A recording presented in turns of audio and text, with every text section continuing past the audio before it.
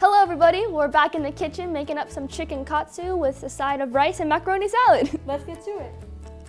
So this is a dredging station composed of flour, eggs, and breadcrumbs. So what you're gonna do is take the chicken, you put it in the flour, you coat it up, and then you coat it in the eggs, and then you coat it in the breadcrumbs to make it extra crispy.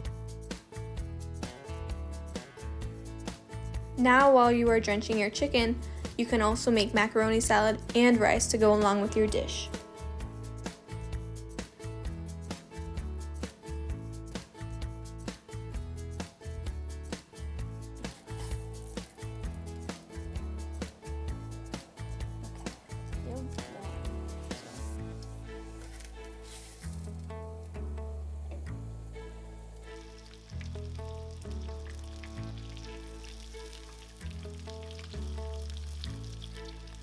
And now once you are done making your chicken, your macaroni salad, and your rice, you may now assemble all of the components into one plate.